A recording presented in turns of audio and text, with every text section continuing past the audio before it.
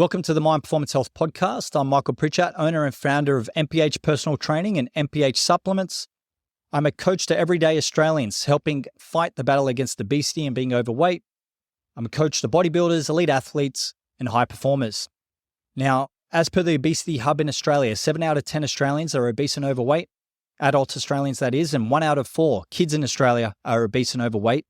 And that statistic or trend is only elevating up. Now, you've got to realize there are 30 associated diseases, blood pressure, blood sugar, cholesterol problems, heart implications, not good stuff, that are associated with being overweight or at unhealthy body fat percentages with your body. So the goal of this podcast is to help motivate you, take action, give you knowledge, so you don't become a part of that statistic. So let's lock in.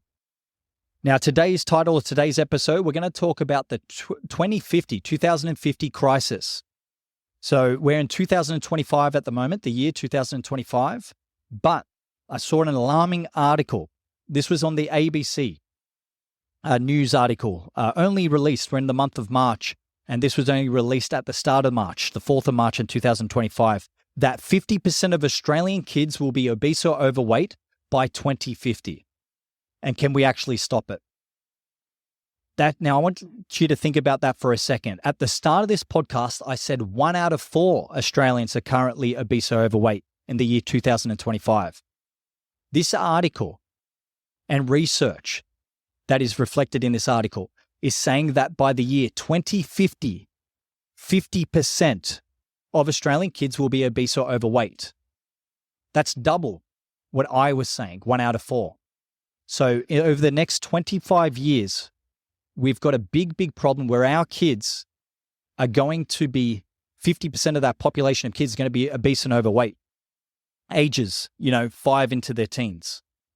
Now, it's a scary fact. The ABC article, like I said, brought out this month, obesity and overweight to affect half of Australian children and young people. It's a global study as well. It predicts that, as I touched on, 50% of Australian kids will be obese or overweight, and it stresses that urgent action is needed to actually prevent this becoming a reality. But the proof is there.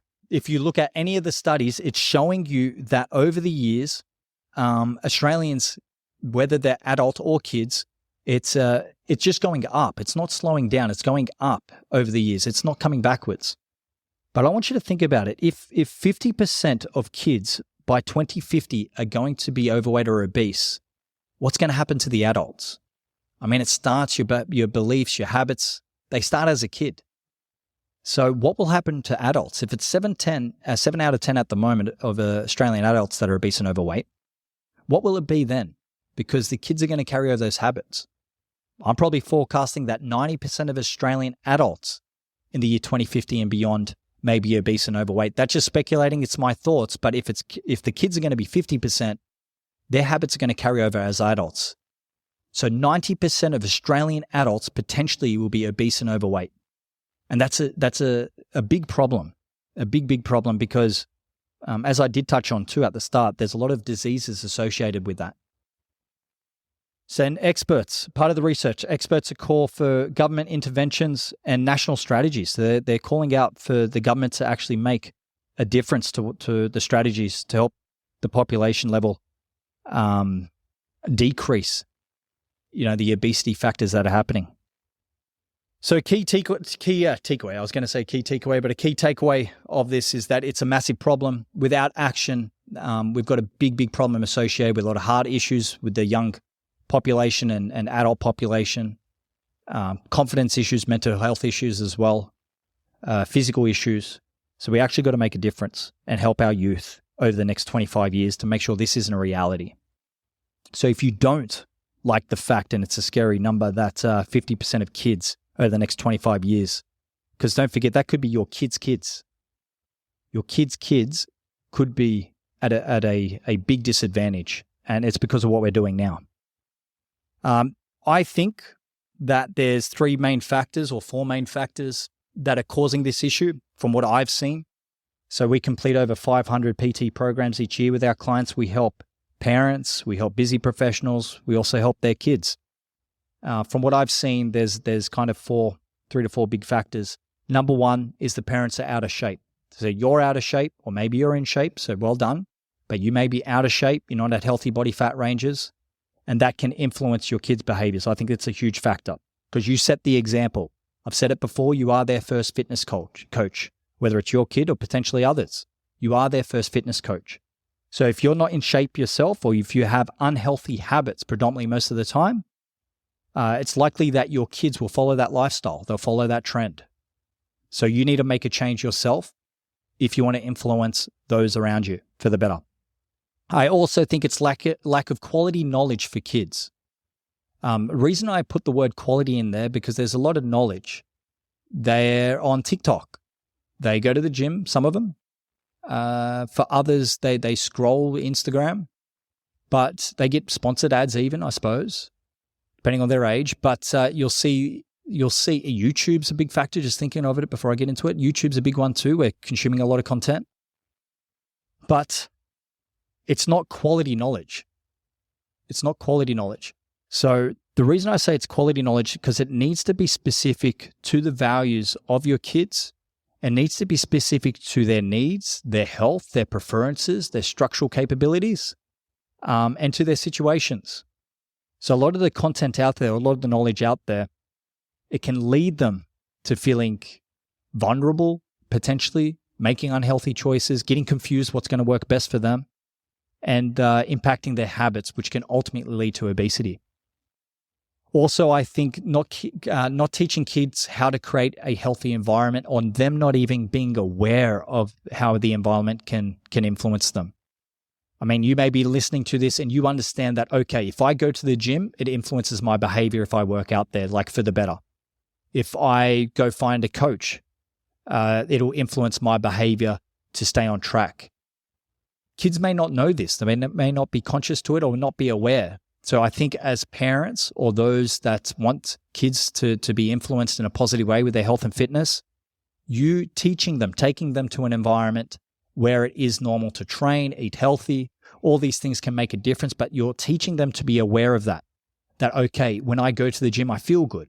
Some days I don't want to go, I don't have the motivation, but when I go there, I feel good and it influences my behaviors over the next few days. Or I see my dad, my mum, or someone I respect. I see them training and, I want to be like them. I want to follow those habits because I respect them. Maybe I love them if it's a parent. And I believe in what they say. But it starts with you teaching them about a healthy environment that can promote those healthy habits. Another big factor too is benefit of delayed gratification. This one's a big one.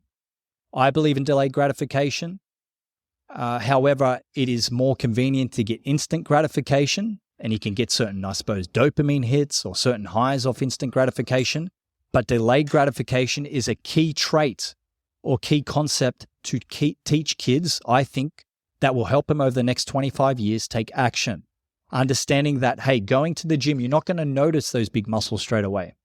You're not going to notice maybe a lot of body fat loss straight away in the first few days. But if you put in the work over time, you will get the result. Instead of the instant gratification hit from getting junk food, getting the sugar highs, the dopamine hits, but then understanding that's going to have complications in excess. Okay, so delayed gratification is a very important thing, I think, to teach, that you'll get a return for the effort you put in, even though it may not be instant. I want to give a few shout outs to some of our clients that may be listening to this. Like we have a client, Michael, he comes in here. He comes in with his son, Carter. Michael was training with us. His son, Carter, started to train with us as well. But Michael first was the one to reach out to put his son into that position, right? Carter didn't reach out to us. Michael did. Michael made the decision to start training in this environment, start working on his health and fitness goals. And then his son was coming to this environment. He was being brought onto this environment to see what his dad was doing. And then now he's joining in. You'll see there's a couple of things here. Michael, as a parent, made the decision to reach out, get himself in the right environment, and then bring Carter to the right environment. Okay? As a parent, you have that power. Sounds very, very simple, but you have that power. And it can influence your kid's life. Like Carter, for example, He's gotten healthier. He's gotten fitter. He's gotten stronger. He had a bit of body fat before joining. Now he's had healthier body fat levels, but he's also learning. He's also learning habits that's going to impact him for the rest of his life. So 3 takeaways to help. Number 1, recognize the bigger picture. It's not just individual, it's everywhere. Your kid at school, them in their work environment as they get older, the home environment. I'm speaking to you as a parent or someone that can influence their behaviors. But it's not just individual and up to them, right? It's you realizing that the environments you're placing your kids will make a difference over the next 25 years, whether they're going to be obese or they're going to be overweight. Okay, you can do your best that you can. It is up to them to follow what you say, but you can do the best that you can to influence their positive behaviors. I think, though, that we need help. I do like the fact that the government's looking at policy changes and also community support, but they need to take action on that quickly, and they need to realize that, yes, it's not just about information. We need to create environments that will actually make a difference. Or support environments that make a difference, or a combination of both, more environments, more quality ones. And step number 2, or point number 2, is get involved in shaping the future. You have power over that. Whether it's your kid or you want to advocate for kids getting healthier and fit, active communities and better access to healthy foods, getting rid of the junk at home, promoting things like rewarding effort instead of just convenience. These are all things that can make a big difference, and it just comes down to you getting involved in shaping your kid's future. Leading by example and teaching nutrition basics. This is a big one, right? This is a big one. I think that there's a lack of quality knowledge and a lack of quality nutrition basics being taught.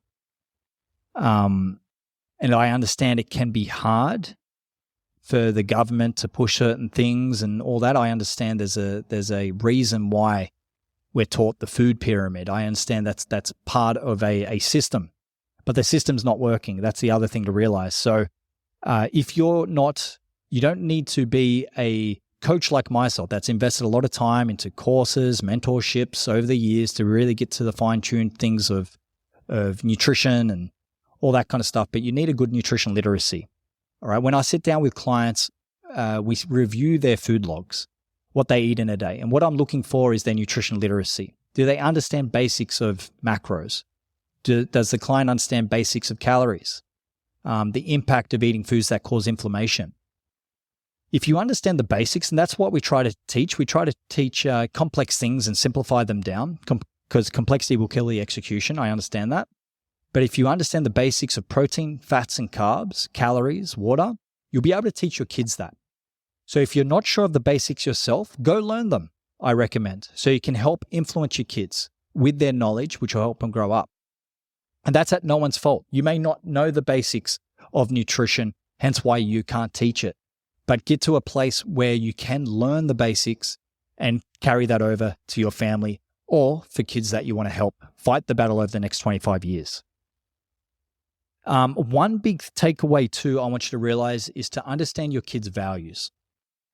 Everyone has different values. When I was younger, maybe I didn't think of my health as much when I was like 15, 16, 17 in the gym.